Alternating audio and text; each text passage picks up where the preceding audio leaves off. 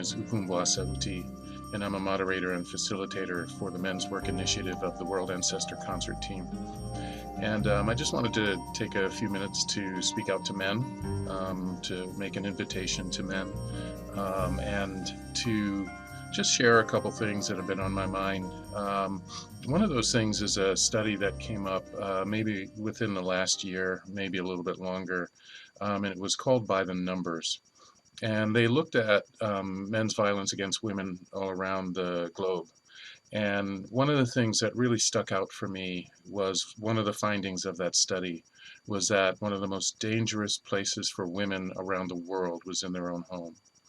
And it said a lot about systemic patriarchy and misogyny on, on a really global general level.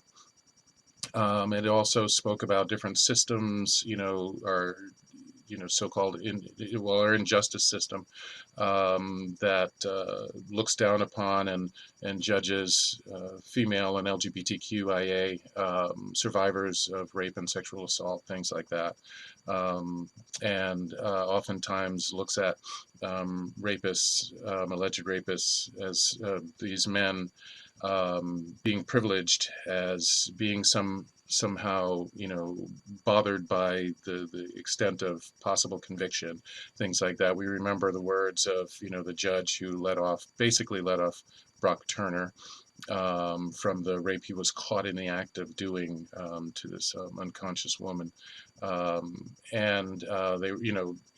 This judge said, as many other judges have said, well, we don't want to ruin their whole life for one action, things like that. So I guess I'm speaking out to bring us into awareness about these things, to make sure we're remembering what this world is presenting women and the LGBTQIA and Two-Spirit communities, our families.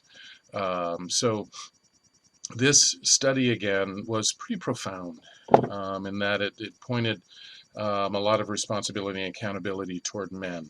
And a lot of us like to pull back and say, well, that's not me. I didn't do any of those things. I never beat my wife. I never, abused my partner, things like that. But it is my feeling and the feelings of a lot of people that say that we still have accountability for patriarchy. We have to have a group awareness of how patriarchy works, how misogyny works, how men are complicit in it with our silence. And I've always asserted that men's silence is men's violence, though that there are many forms of violence that we commit on women in the LGBTQ community. So it's something that I think we need to look at. And actually, just earlier today, my Facebook memories showed up, and one of the things that I had posted last year was this post, and I may just repost it again. It just says, men, most all the ongoing violence against women, our LGBTQ family, workers, indigenous peoples, children, families, nature, the sacred earth, and men, is done by men. We have work to do. And I just put on the hashtag men's work on there. So I think there's something we really need to look at, and I invite us to not only check into the Men's Work Initiative that I've been working with and doing some organizing with, some working with men in either workshops or what I'm calling open sharing discussions. I'm holding one on January 13th. So please check out our group and our event for that.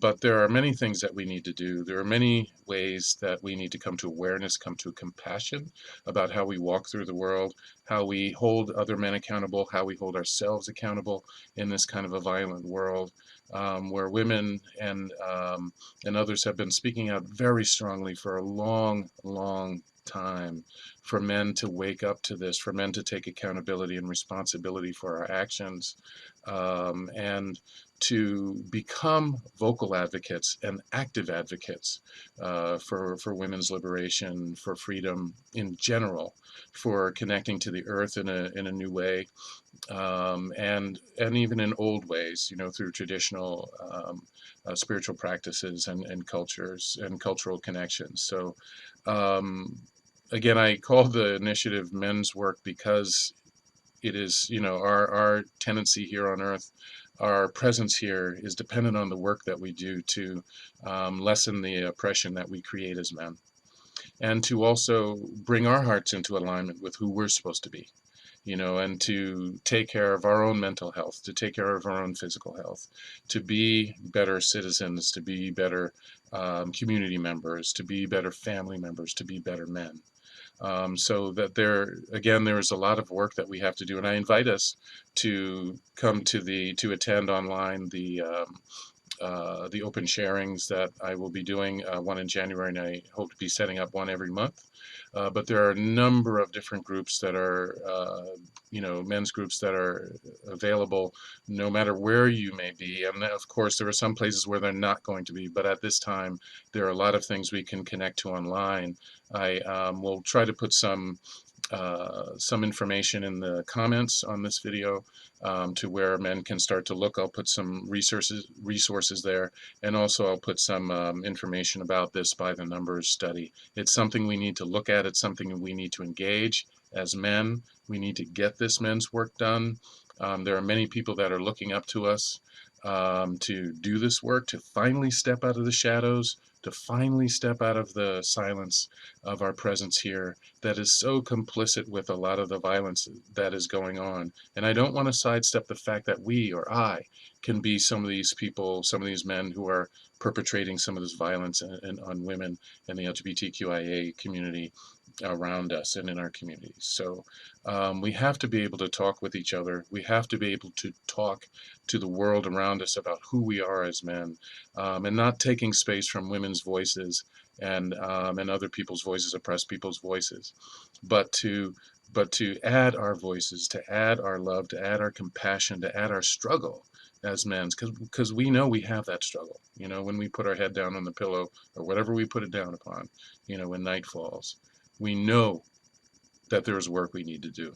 And if we're avoiding that, then we need to be able to wake up to the voices of other men and the voices of women and others who have been calling us into action, who have been calling us into advocacy for so very long. So again, thank you for listening this far. I hope to see you at the open sharing. That will be Eastern Standard Time, 7 p.m. And also for other events that may be coming up, whether there's something that I'm involved in or not. Please connect with other men. Please talk to other men. Please share your vulnerability, your strength in your vulnerability. Please share your heart with other men.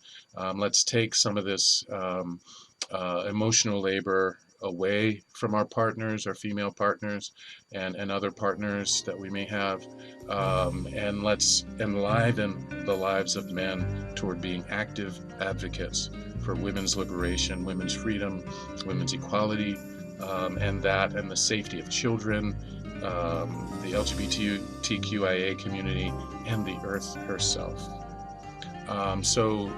Again, I hope to see you, and I hope you're having a great day, and I hope you're making the day a great day for all those around you.